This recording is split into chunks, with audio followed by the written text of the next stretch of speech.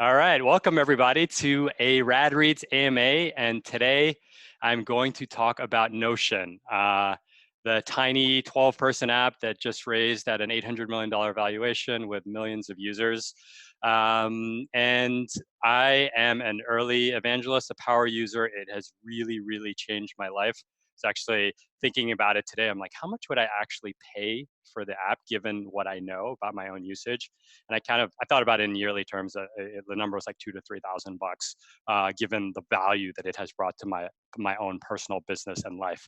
But that will be your job to ascertain. And so we are going to dive into the presentation. It's probably like 20 minutes. I ask that you hold your questions until the end of the presentation. We'll have a fully open Q&A. Yeah, so let's get started. So there's a few of you who do not know me, and so I just wanted to give you a quick run through about myself. My name's Kay. I smile a lot. I like to put a lot of content on the internet. I swear a lot. But you know, I'm a father of two young girls, a former banker, a mix. I don't really know what I do, but it's a mix of blogging, coaching, speaking, teaching online courses. I try to surf every day, and I've been obsessed with productivity for the longest time. And here I will give myself a little pat on the back because I think it was 11 years ago I started using OmniFocus, which is a GTD app. And to this day, I still use it. And we could talk about how my OmniFocus use has shifted with Notion. But I taught probably like 100 people how to use that on Wall Street. And it was like we had like a little bro, you know, it's all bros on Wall Street. We had a little bro club where we were just like, can you believe that people don't have this tool? And some people, a lot of those people are running firms now and they still use it. I think the next big app that I got super pumped about was Airtable about 5 years ago. And we could talk about the difference between Airtable and Notion. I use both. I use Notion more, and now Notion. Um, by the way, I got a blog, radreads.co. What's the deal? Why do I care so much about Notion? First of all, let me put my cards on the table. I have no economic affiliation with Notion.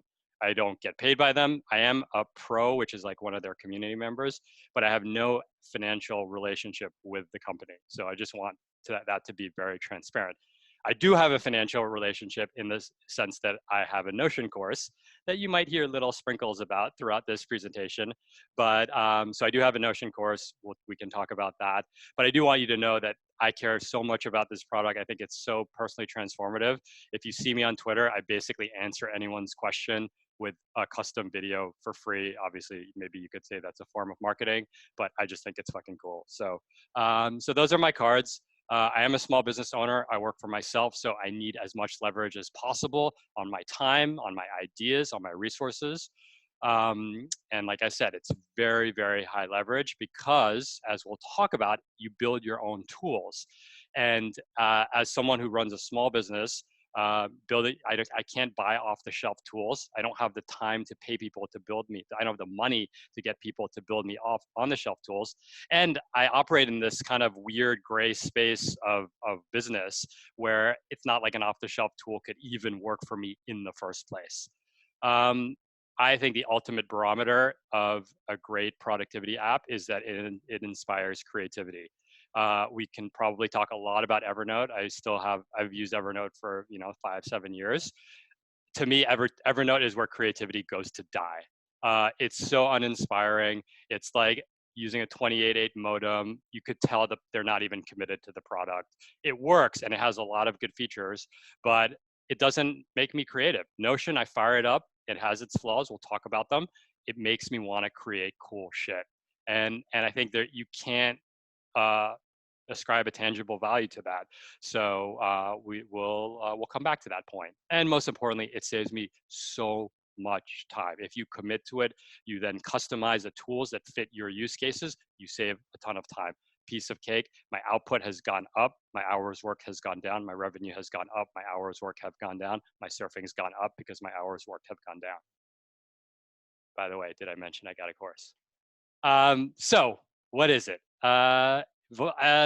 This is a throwback. Y'all are probably too young for this, but this is a Voltron, and it is a robot, that puts itself together through different components that each can function independently. And so I think Notion, it's a great analogy for Notion because it's part note-taking app, it's part project manager, it's part spreadsheet, and this is an important parenthetical. It's a spreadsheet on steroids, which some people might call a database, but I like the alliteration better. And this is an underrated use case. It's a content management system, or a CMS, which in non-internet geek parlance means it's a way, it's like WordPress or Squarespace. It's a way to manage your information in a structured way that presents it to a web viewer, either private, like in like a walled garden, or publicly on the internet more broadly. So why is it so special? I think like OmniFocus, which is, let's use OmniFocus as an example. OmniFocus is a to-do list app. It costs like $80. And you're probably asking yourself, why on earth would I pay $80 for a to-do list? Well, it's actually it's not a tool itself. It's a tool that sits on top of a system. And in OmniFocus's case, the system is GTD, which is David Allen's Getting Things Done, which is time tested. A bunch of you might know the budgeting app, YNAB, youneedabudget.com. Again, YNAB is an app. It's a great app. It's a well-designed app, but it sits on top of a system. There's a four-principle system of how you should manage your money. Notion is a system that then enables you to build tools. That's a strength and a weakness, because you have to be able to know how to build the system in order to really use the tool. And so Notion will give you all these components. They'll give you a to-do list component. They'll give you a Trello board, Kanban Trello list component. They'll give you a database component. They'll give you embeds with different features. They'll give you toggles. But at the end of the day, you got to put them together. So you have to be able to see what you can build and then know how to build it. To me personally, I think this is, again, I have no skin in the game with Notion. I think this is going to be Notion's biggest problem, because you have to train people to look at the world a different way. You have to let them see the possibility. You can't just give them a tool, because it doesn't really capture what's so special about it. I'm a big believer in design. You could see I put a lot of effort into just this PowerPoint. I spent 2 hours doing it leading up to this call. I pick every image carefully, the accents, the color. Like I said, neon color accents are my thing. And that's important, because good design communicates trust.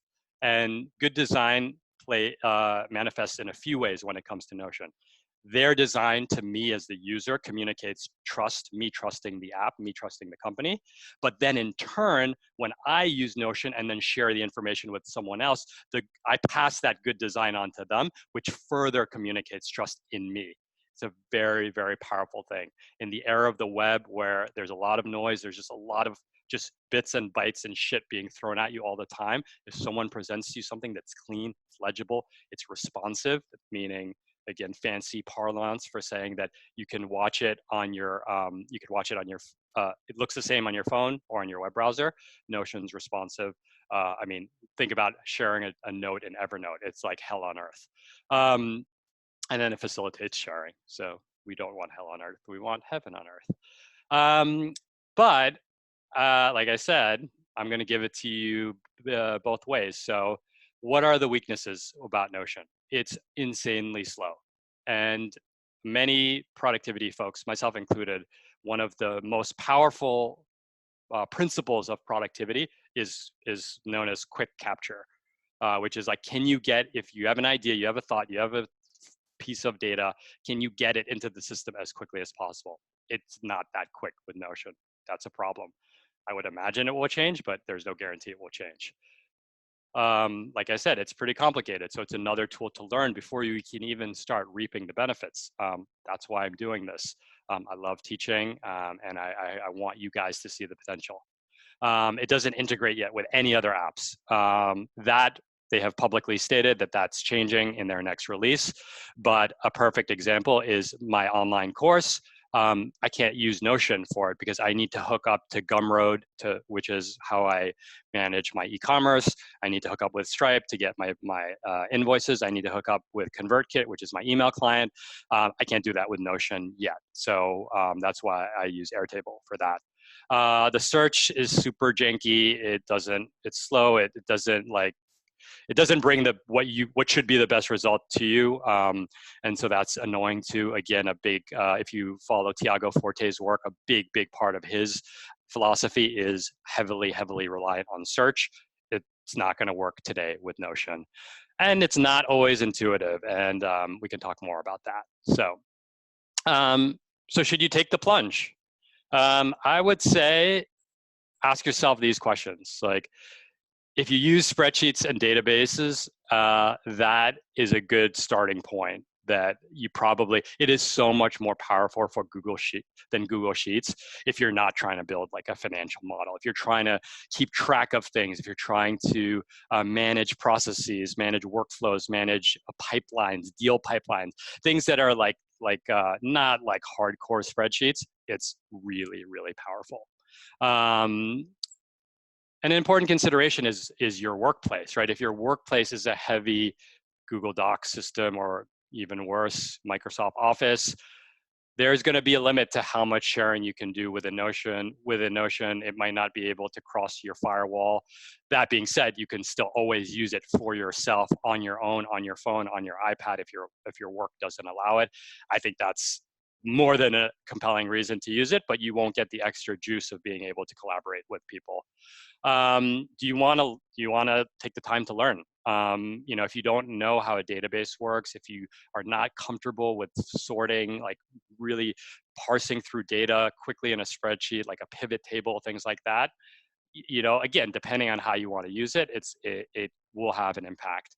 And again, I think this is like the real ninja feature of Notion is, are you going to use it as a database? Because that's really powerful stuff. If you need it, and B, if you can then get there. But if you do, I try to do a little bit of accounting of how many hours it saved me every week, which is how I got to that $2,000, $2,000, $3,000 a year number. It's about 5 hours a week of time saved, and I'm going to show you very specific examples about that. So here is the 5 hours. So now I want to give you a lens into how I built my system on Notion. And I want to teach you guys how to use it. I want you to see the possibilities in it. And I want you to push that red button, that red Duplo block on your screen. So here is how I use Notion. I use it to help me compound my ideas. I'm going to walk through each one of these. I use it as a spreadsheet on steroids. I use it for project management, both with myself and and also with my collaborator. I have a wonderful intern and colleague who helps me put rad reads together, whose name is Cole, who will be the TA for our class. I use it as a family CFO and CAO, Chief Administrative Officer, finding insurance cards, finding the lease, for your rent, to check how much security deposit. I organize all of that in Notion. I use it as a content management system for the public, as rad readers will know that a lot of the things that I've built for rad reads are actually on Notion and not on WordPress, because it's so much faster and it looks so much better. And lastly, I use it for my client management, which is in my coaching practice with coaching dashboards, invoicing, and things like that. So with that, I'm going to walk you through each one of these. And so compounding ideas, this is where I know a lot of you are going to say, well, how is this different than Google Docs? Or how is this different than Evernote, right? Like at the end of the day, how different can a word processor be from one another? It's a totally fair point. I think that Notion has two features that really distinguish itself as a text editor. The first one, and I'll probably show you guys this after, but this first one is toggles. And what toggles are, if you look on this, so this was the outline that I used for my first course on financial independence. I'll send you guys a discount for this course if you want to take a look at it. But if you see the little triangles in this document, they allow me to open and close each section with a lot of ease. And so you can quickly see, so as I'm building the outline, I'm just putting in the headers as toggles. And then as I start filling the outline in, I open a toggle, I add these different links, and here they're like specific videos you'll see under the distracting duo. And then ultimately, I can then turn them into pages. And if you see at the bottom of this example where it says, what is financial independence? That's actually a link to another page, which is the full text of what is financial independence. So you quickly see you've incorporated a file system. You're looking at the file system. There's no Explorer, there's no Finder. This is it. And it's so it nests your information into the file system, which is really powerful. Right now, I'm setting up a talk for some MBA students at USC. All I have is 5 bullet points in a Notion document. Okay, cool. You could do that in Evernote. You could do that in fucking Notepad. You could do it anywhere. However, as I start to fill out, one of my bullet points at the bottom is what good stories am I going to use? Then as I add a story, then I'm going to convert the stories header into a page, and then I'll have a page just of the stories that I want to use. Because if you're thinking about a talk, you want to like access your stories, but you don't want them to dominate the outline, right? You kind of go and pick. And again, this will make more sense once I show it to you live. But that would be one example. Another example would be of compounding ideas is I take all of my reading notes. If you were in our Slack group, we read this book in book club. You'll see at the bottom of this page, like day 1, day 2, day 3, every chapter or section of this book was organized as a day. And so if you go into each one, you'll see detailed notes. And again, it helps me really organize that. Even that nesting in Google Docs is very difficult to do. You would have to have a separate window with your nested document, copy the link, create the link in the first window, and then paste it over, and then you could never change it. Here, this just changes based on using the controls or even the keyboard shortcuts.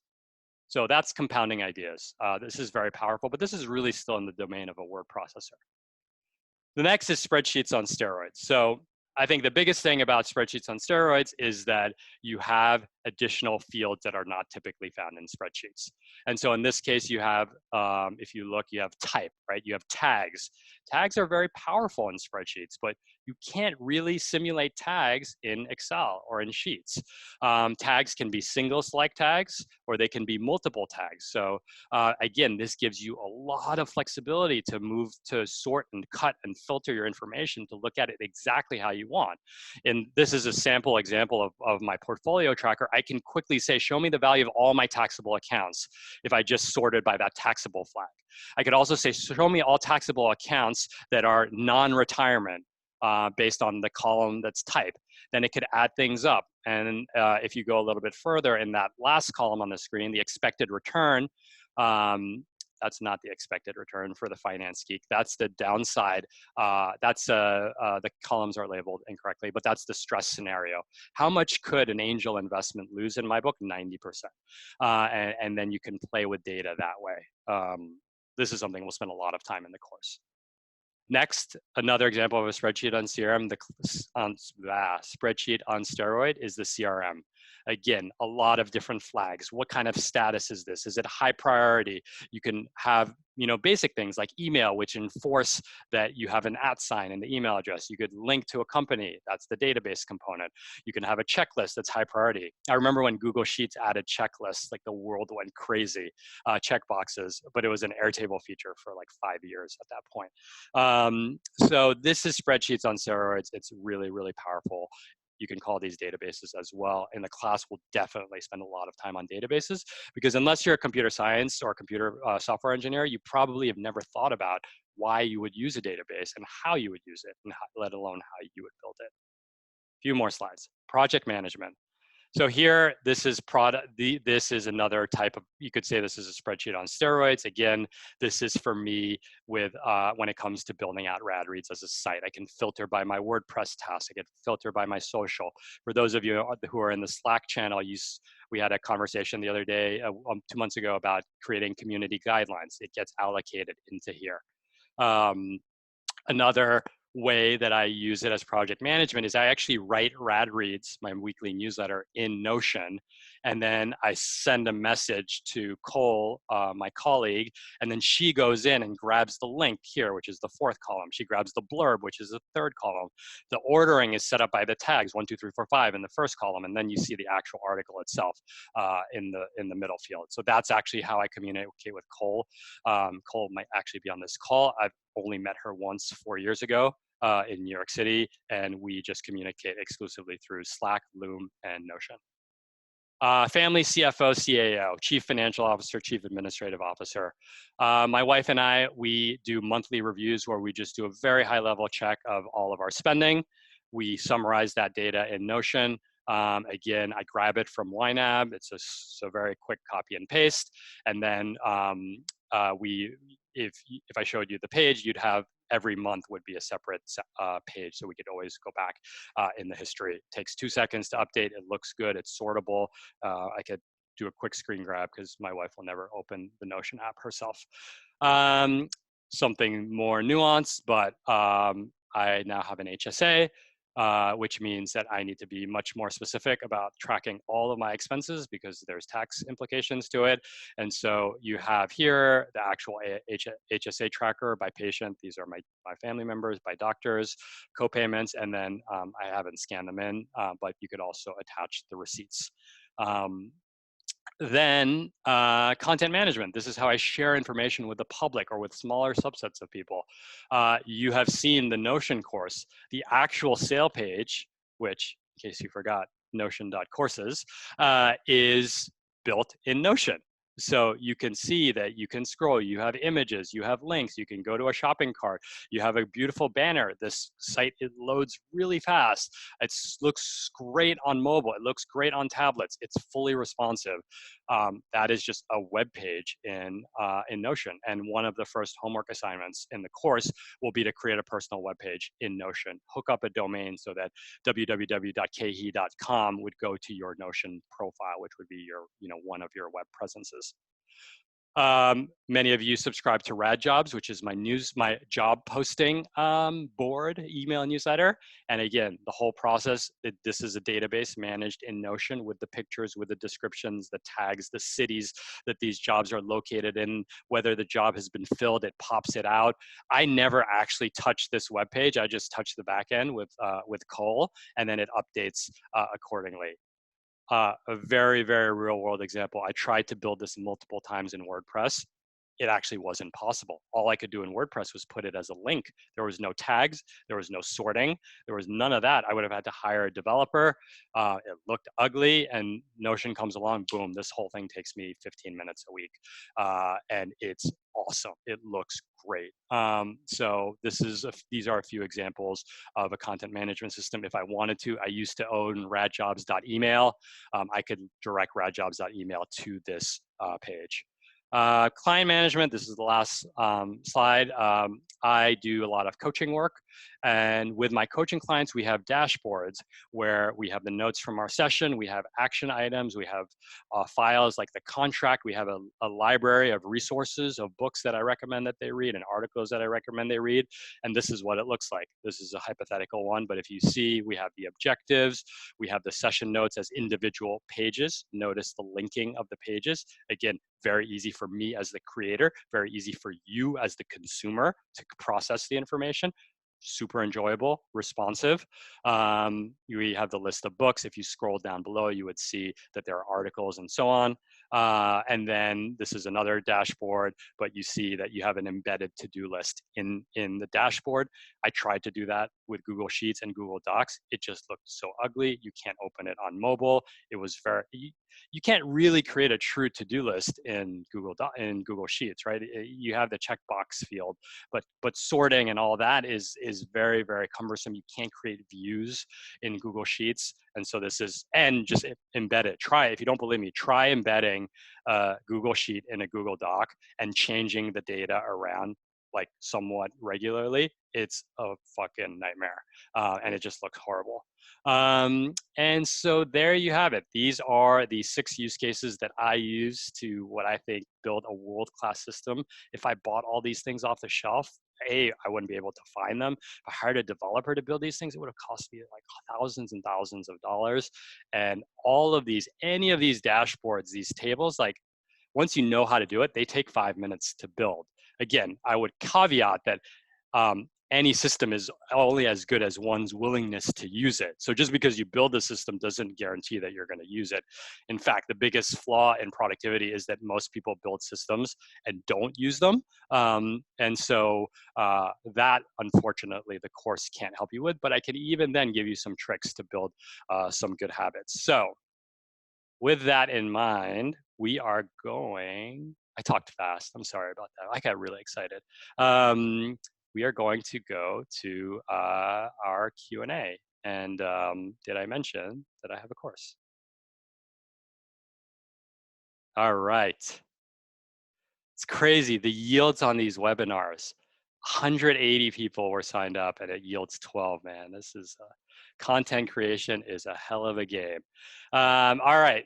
Who's gonna be the bold, brave soul that asks the first question? And if you do, I would love if you took off your, if you put your video on so we could say hello.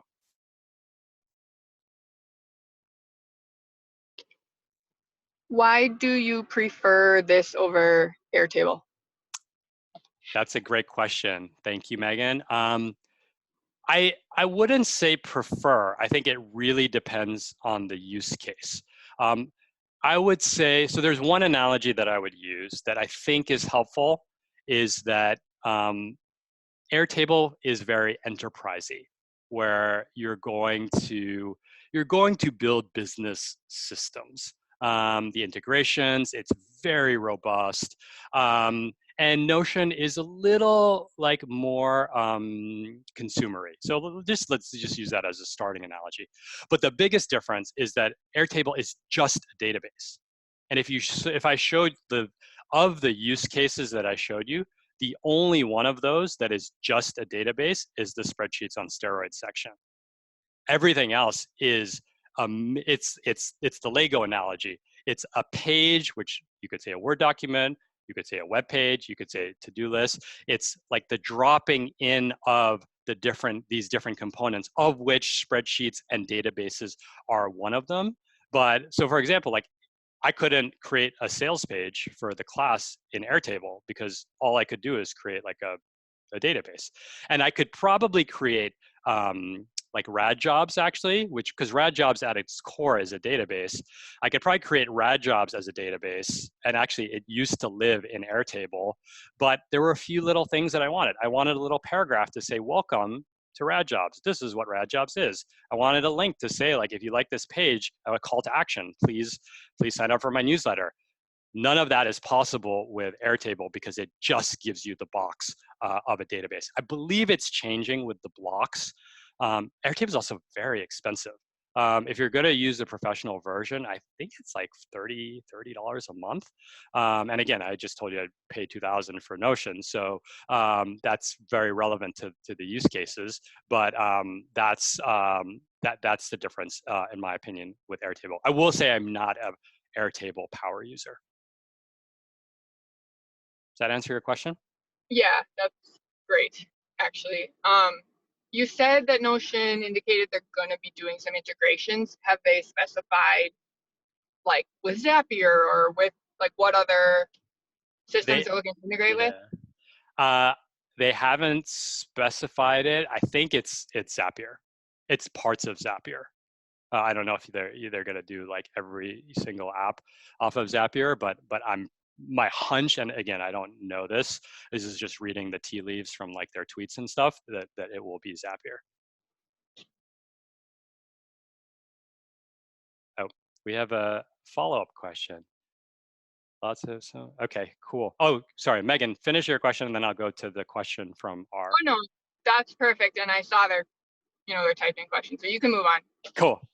All right, so the question from R is no experience with any of the tools mentioned, lots of experience with spreadsheets and database. Is Notion like programming or writing or moving objects around? Interested in using it for personal management, toggles much like workflowy outliner ability. I don't know workflowy, so I can't speak on that. I think the most complicated piece of code you would have to write would be a very, very lightweight version of a join statement in SQL. But even then, they'll like hold your hand through it. So there's no coding required. I think the better analogy is it would be almost like if you knew how to use spreadsheets, but you didn't know how to use pivot tables. It would be the learning step to go from a spreadsheet to a pivot table, maybe like a touch further, because if you do, like, for example, one of my things is I do like a stress analysis on my portfolio. Like I have to call a variable from one table to another. Again, I'm not writing any code, but I do have to know how to like pick the different fields. So it's like you're basically picking a bunch of fields and knowing which fields to find and click and link, and then it does it for you. So definitely no coding. But I think the pivot table analogy is probably a decent one. I think it's phenomenal for the CAO, like personal management. I think you're underutilizing the features if that's all that you're using it for. But it was like really hard to keep all that stuff in Evernote, like to keep a copy of your lease with like your insurance cards and your daughter's school vacation calendar schedule. Like you I'd have a notebook that would be corresponding to like my kids, but I'd still have to search like crazy to find these things. And you know, I'll share my screen up after the questions and show you like some of my personal stuff, just how quickly you can get to it. Does that answer your question? Good question. Are these docs, leases, et cetera, on the cloud or on your computer? They're in the cloud. And that's something to consider with insurance cards and things like that. I have no assessment on their safety and watch someone hack my Notion now to get access to my health insurance cards. Awesome. Quick question. Eric, what's up, man? Yeah. Time out. Eric is the MVP of most consecutive attended AMAs, setting the record with 3, I believe, or 4. Is this your 4? 3, yeah. 3. Yeah. The previous record holder is to his left, which was Neil, who was 1 and 2. Just giving props where props are due.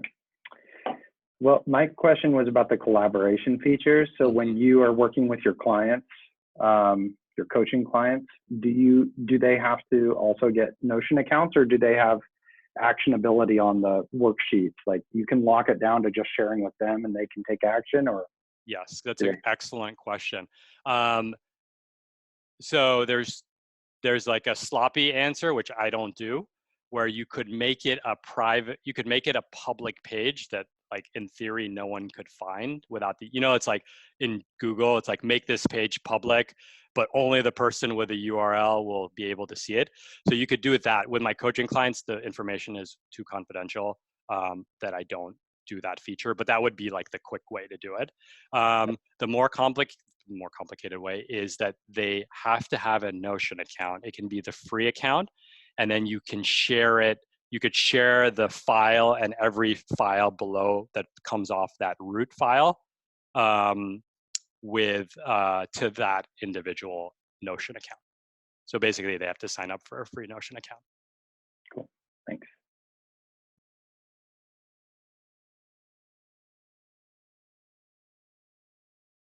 I noticed the last aspect you were presenting about, I guess, the CRM.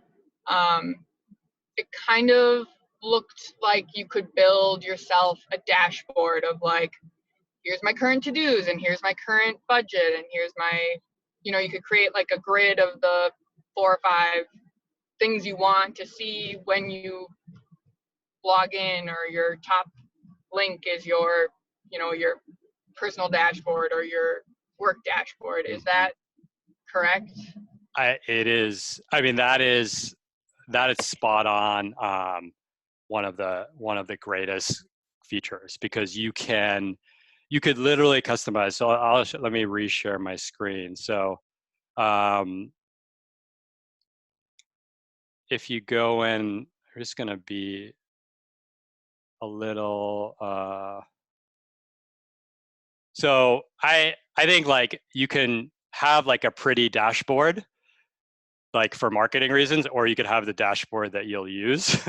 So I'll show you both. I'll show you the dashboard that I use, which is the one that I use to put together both of my newsletters, which again, you see, to your earlier question, it's kind of like a messy Evernote scratch pad so that I don't have to constantly grab links.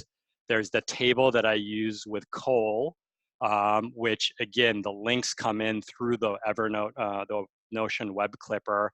I type in the blurbs. I actually literally type them into here. Actually, I type them into here because it's a little bit easier to see.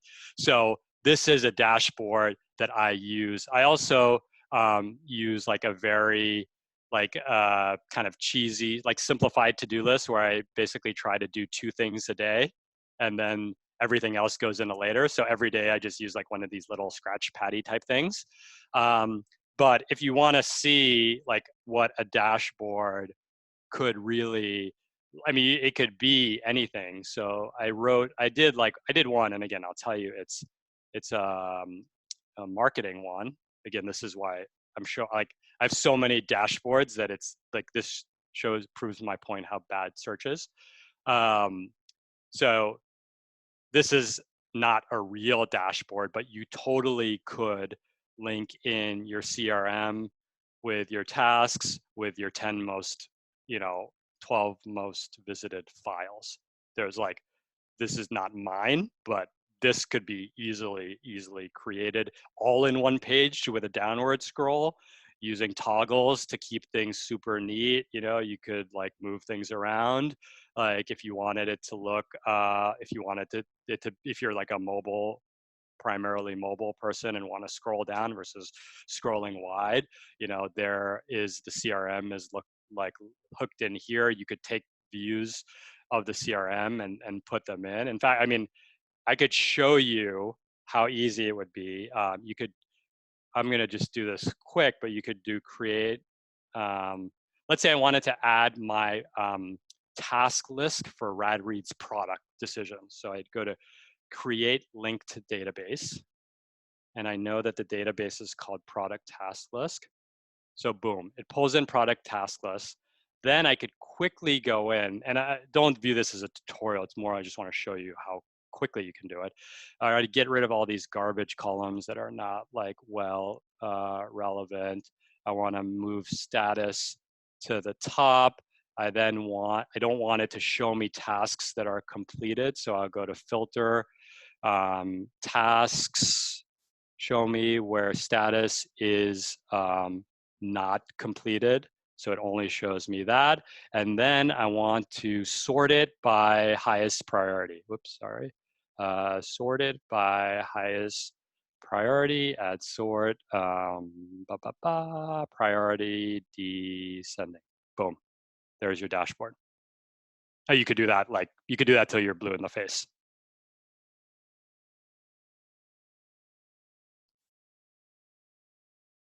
Did that answer your question, Megan? Thank you. What else do we got? I know there's more. No Evernote questions? Oh, Ben. Yes, I woke the dragon. I find it quite cumbersome to write like longer stuff in Notion.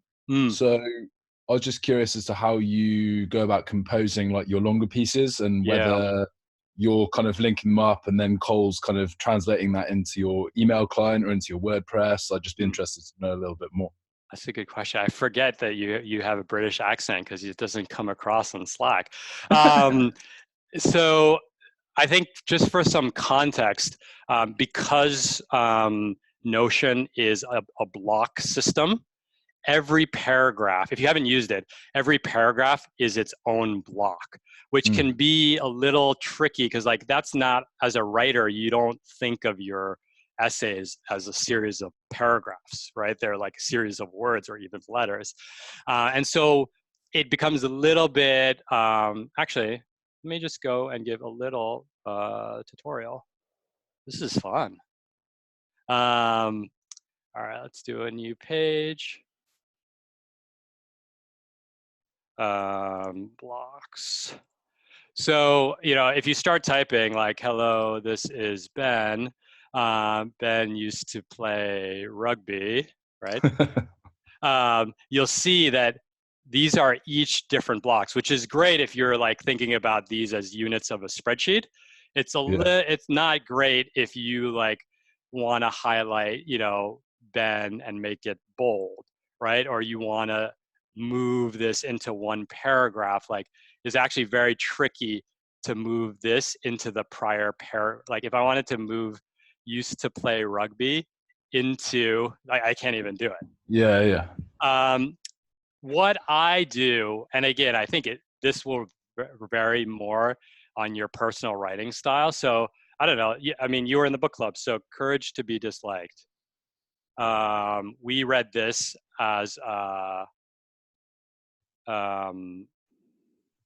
sorry, this search is terrible. We read this as our Slack book club group. And then I wrote a blog post about it. So here's the blog post. So the blog post was like 2,000 words or 1,500 words. So I probably made it to, this is probably 400 words before I moved it over to WordPress. I think it also depends on the end destination. I really hate writing in WordPress also.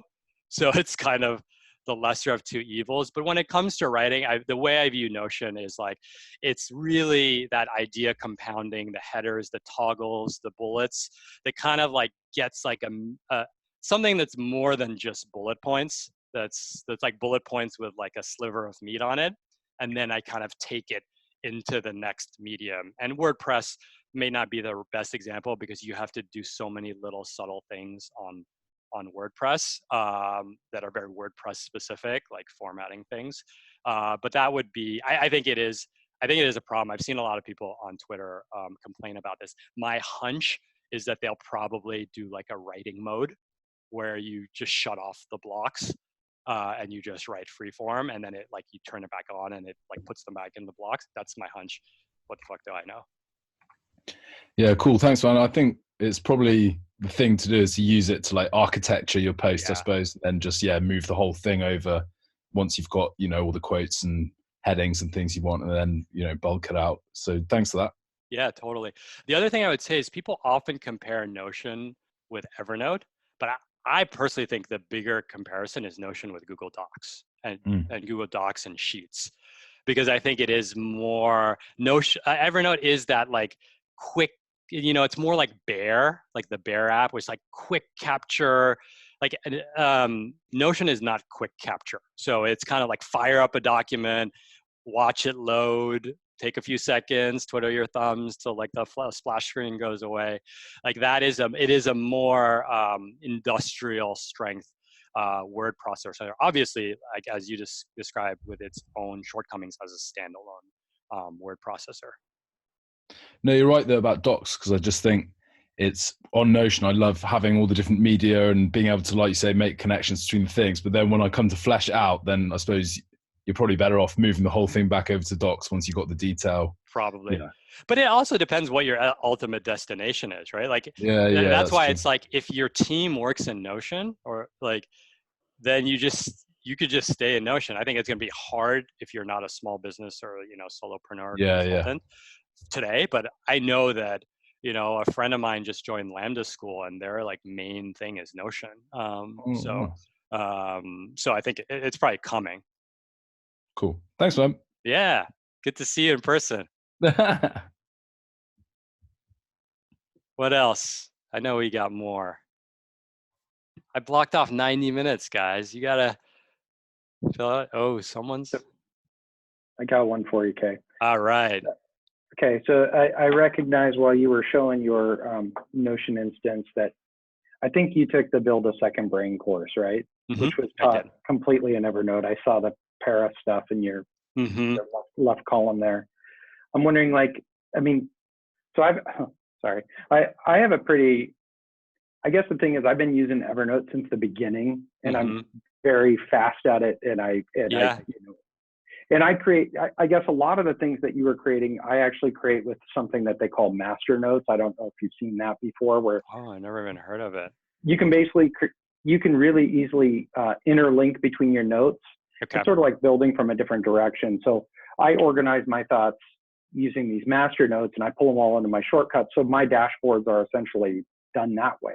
Got it. It's a different, it doesn't have the database capability to it, and it doesn't have the collapsible toggles, but it has just about everything else. That's really And cool. so I was just wondering, like, what it was like for you to try and implement that entire thing that I'm sure Tiago showed you probably in Evernote. Yeah. And how did you find that move to Notion? Yeah, well, I would say, I think I said it already, but the best system is the one that you'll use. And if your system is working on Evernote and Masternode, by the way, Masternode sounds really cool. Because I do think that the database and the tables, that's really, I don't think everyone's going to have a use case for that. So I would encourage people who are on this call who are kind of intrigued by, you know, that nested note structure to look up Masternode. I'm definitely going to look it up myself. In terms of, so I guess there's two questions, like, what do you think of the sunk cost of Evernote, right? That might be one question. And I guess the second question would be, can you implement you know, building a second brain methodology in Notion? Is that a fair? It took me so long to get the workflows right Yeah. for Evernote. Like I'm really just hesitant to try and dump all that. I have, you know, almost 8,000 notes in Evernote. I don't want to go reset that up. Totally. So I would answer that a few ways. Again, if it's working for you, God bless. Like, you know, you're in the 1% already. I'd say, you know, as your friend, I'm just like very nervous about Evernote as a company, in that, like, it just doesn't seem like they're committed to the product. And, you know, we're young guys and gals that want to use tools for a while. That, yeah, I don't want to be, you know, like I'm like, I don't want the 90-year-old accountant. You know, I want the 35-year-old accountant that's like, it's going to be around for a while. But again, that's an assessment for you to make with respect to Evernote. Tiago's a close friend. I'm actually seeing him next week. There are like two elements. So let me step back, because with any of these, it's like in-group cult signaling where you like start to talk with these made-up words like Scientology, and then the people who are not part of the coding are like, what the hell are you guys talking about? So let's just step back, because we do have a little bit of time. I think one of the most incredible productivity modern day thinkers, or current contemporary thinkers, is a gentleman by the name of Tiago Forte. You should follow him. His handle is Forte, Forte Labs. I'll put it in the notes. He's incredible, and he has a system that he teaches called Building a Second Brain. And I think just to talk about courses, like, Building a Second Brain is a true philosophy. It's like getting things done. It's tool agnostic. I would like to represent to you, as all, you know, potential clients, that my Notion course is not really a philosophy. It is more, how do you use the tool? And so I think that's just I wouldn't want someone to come in thinking they're getting a philosophy when they leave learning how to use a tool. I think the tool is much more complicated than Evernote. So that's just an important distinction from my perspective. And so Tiago Forte has a system where he teaches you how to organize your files in a certain way. He teaches you how to take notes as you read. And it basically involves, like, if I distill it accurately, the file organization is around the system called PARA, which is projects, areas, resources, and archive. And basically every system that you have maps to that taxonomy. So let me pop into, I'll show you how I use Para. I'll pop into my Notion setup. If you go, I use Para plus GTD. So you'll see I always have inboxes everywhere.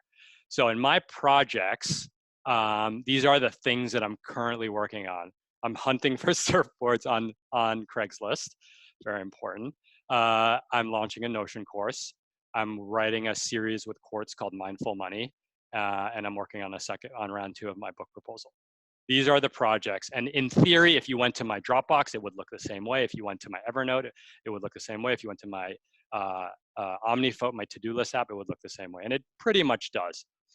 Areas are areas of responsibility. And so the way Tiago defines it is, these are things in your life that must adhere to a minimum standard so that you function as a human.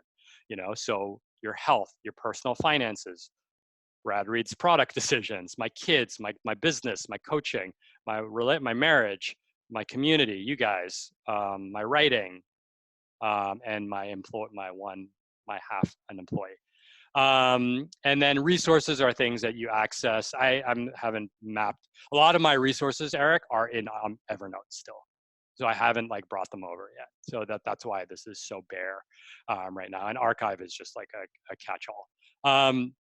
So I guess to answer your question, like, is it worth moving it all over? I guess I answered it for you to some extent. Like, I actually don't think that the folder structure is that hard to move over.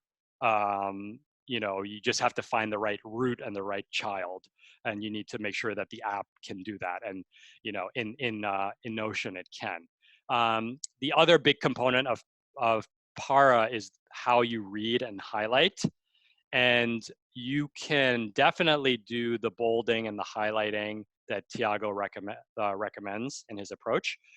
If you imported a note that was bolded and highlighted, it would keep the formatting because it's all in Markdown. The thing that's missing for Para is the integrations with Instapaper and so on. But if you believe that they're coming, that should be there. Lastly, the last question is like, what happens when you import? This is just kind of like a cool thing about Notion. It's like, so when you import, let's say you have a notebook. What's like a notebook that has a lot of things in it? Just, you don't have to just like describe it to us. Like one that has a lot of notes in it. My wife and I have been working on a remodel. Okay. So one of my projects is a remodel project. And okay. Yeah. So it has like hundreds of notes and contracts and things Correct. Like that. Okay. Yep. So what would happen, and you should play with if you're seriously considering switching to Notion, you should play with the import tool because it's not as scary. It just copies and pastes, so you don't risk screwing everything up in your old system. What it will do is it will take that notebook renovations and it will take every note in that notebook and put them into a table. And then it will keep all the metadata. So if you have tags, it will create a column called tags, and it will preserve the tags. It will keep the created date. It will keep, I don't know if it keeps location, but you know what I mean. It will keep the metadata. And it just kind of shows that, like, if you want to like geek out on this a little bit, a notebook, an Evernote notebook is just a database, right? It's a database of pages with metadata on each page. And so what Notion would then do would move, every notebook would become its own table. So renovations would become its own table. Reading notes would become its own table. You could collapse and merge them. You'd have to understand a little bit how tables work to do that if you wanted to collapse them. Or you could just leave them as static and, if you use Tiago's methodology again, projects and areas of responsibility shouldn't have that many sub-items in them. So you could manually move them. You could just do it from a go forward. I just did from a go forward basis. So like I snapshotted myself, and like every project going forward like goes in Notion, and there's still some legacy stuff. And like for me, when I'm like, oh yeah, I have this thing that it's an area that I need to refresh on. I haven't looked at it in a year. Like, it's like a good opportunity actually for me to clean house. I'm like, this is not even really a thing, and I just archive it. Cool, thank you. Yeah, the import sounds interesting to play with. Yeah, definitely play with it. It's really cool. Okay.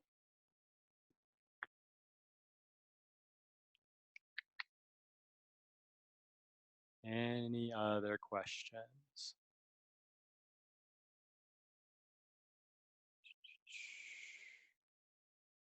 I would just add, I know I said this, but I think that the CMS stuff is insanely powerful.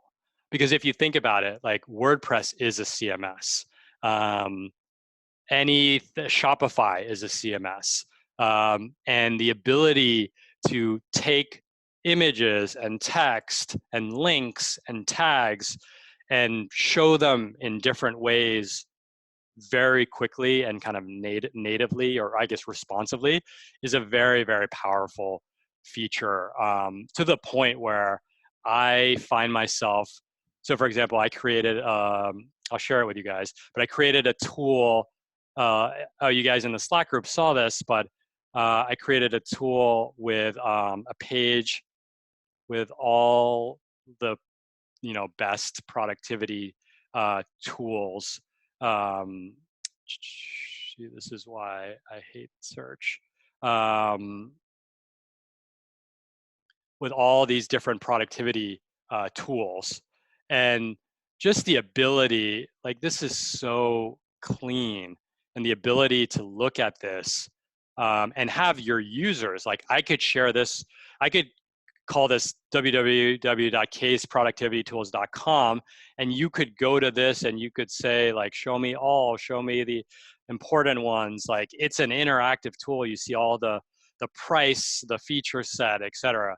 I think that's just that's remarkably powerful, especially if you're in the the business of sharing information with other people. It has been a total game changer, to the point that I cringe when I have to go into. The only reason why I use WordPress still is to keep the search equity that I have built in radreads.co, and some little call to action type stuff. But I hate it. Was like made me realize how much I hate WordPress right now. I got two questions. So one's just to follow on to that. I mean, does it struggle with SEO wise, Notion? That's a good question. So if you go, I don't know, like, well, okay. It does struggle with SEO in the sense that you don't own like, if you, even when I share the page notion.courses, it's actually notion.so/k/course/1 2 3 4 5 6 7 8 9 10. So I don't even know who's getting the search equity. It's probably notion.so. I think you can customize the search metadata. That being said, you have a flag. Any page you make public, you have a flag that says, allow this page to be indexed by SEO, by search engines. So you have that setting. Now, if you had like a traditional app, like Yoast in WordPress, or like some SEO plugin, you would have a specific window where you could type in, like, when the result comes in, there's a customized description. I don't think you can customize that description in Notion, but the default is it just takes your opening paragraph and that becomes the description. Okay. So you can kind of you get SEO exposure, but you don't get SEO in the way that, like, most people talk about SEO, which is like building up SEO equity over time.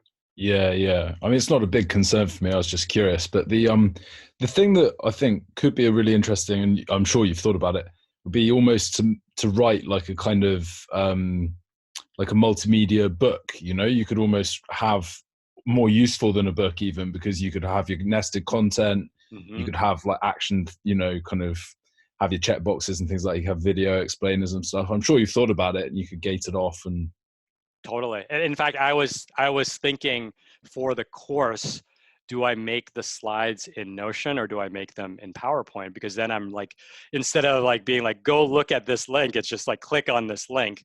I think, in that specific example, it's still not visually flexible enough yet. But it definitely, like, if you're in the kind of business of ideas versus the business of visuals, it's definitely good enough, right? Because all you really need are like different headers. Yeah, cool. Oh, I think you're muted, Army. Sorry, this is a bit more abstract, but how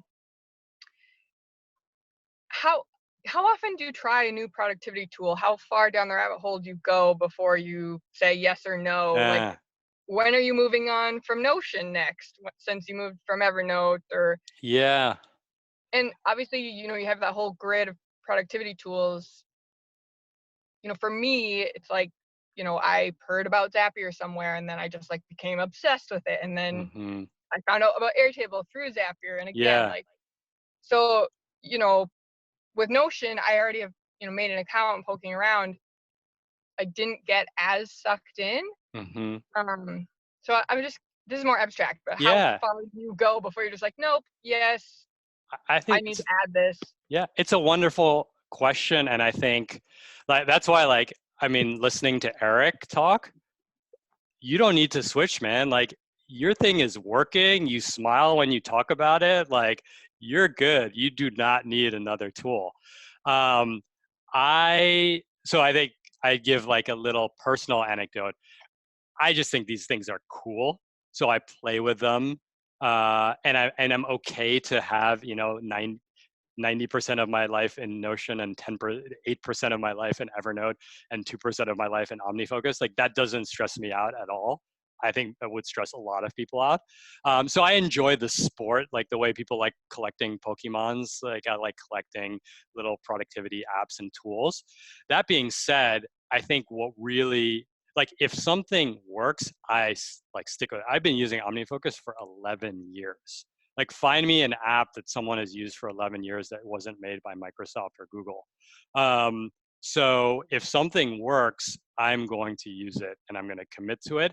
And so OmniFocus, but I think for me personally, OmniFocus, again, it's like the apps are in service of a broader system.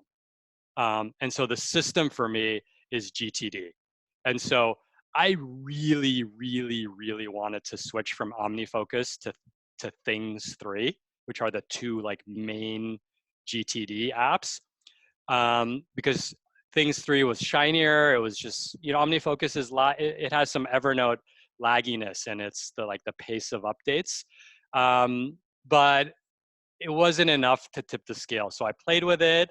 Again, I mean, I guess you could say it's my career now, right? I'm like teaching courses on productivity. So I you know, like the same way like A&R person goes to small concerts, like my job is to try like, you know, master note now that Eric flagged it for me. So I guess I would say like, what's your system and what's your end goal? Like my end goal with to-do list and GTD is to not worry, not miss deadlines, and always know where to find my shit, like what I should be working on. And if a system can deliver on that, I'm probably gonna stick with it for a long time. I think when there's like a giant leveling up feature, and I think Airtable was a giant leveling up feature because it made databases accessible to the public. That's a huge, huge like shift in software from like a consumer perspective. So that to me, Airtable was like such a monster level up that I was like, it's almost becomes its own category. And now Airtable versus Notion, again, they're very from my perspective, like Megan's initial question, they're super different. And so I'm comfortable using Notion 80% of the time, and I really push it for everything that I need to do to stay in Notion. And for the outlier cases where I can't, I know that it will go to another tool. But like if there was like another like Airtable competitor that did like all the integrations, I probably like Airtable's all I need at this point. So I guess the long story short, what's your system? And that's why you'll see like when I use Notion, I use Tiago's Para system. I use the GTD system. There's an inbox. I use an inbox for everything. So to some extent, I've kind of created my own system, which is like heavily, heavily informed by GTD that will just be ported over to the different tools over time.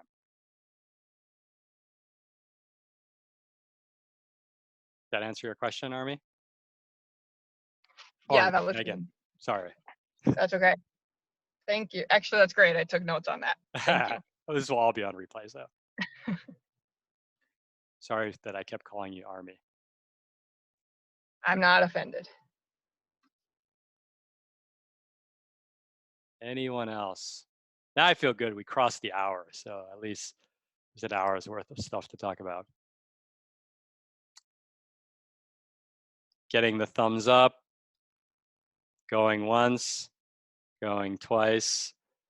Cool. Well, thank you guys. Like I said, again, the course, I feel passionate about this. It is part of my job, but if you follow me on Twitter, you'll see that, like, if you ask me a question about Notion, I will answer it, and I will answer it until you understand it. I just think it's cool. I think it can really impact people's lives. It can definitely free up a lot of time. And I'd love for you guys to take the course. It's going to be 25 people. There's, I believe, 9 slots left, unless some eager beaver on this call jumped and bought it because they were so compelled. It's going to be 4 weeks. There's going to be homework assignments. Like, the first homework is going to be create your own personal web page in Notion. And then if you want, you can buy the domain, and I'll show you how to hook that up. So that will be the course. I'm going to run it in cohorts, and it's 4 weeks, and you can sign up at notion.courses. But regardless, in the notes, I'll send you the Slack group invites. I'd love for Megan and Liana and the people who are not in the Slack group to join. It's a rad little group. And if the odd chance that you're not in the newsletter, radreads.co, join us there. And I thank you all for your support. I hope you guys have a wonderful, wonderful rest of your Thursdays. Thank you. Bye.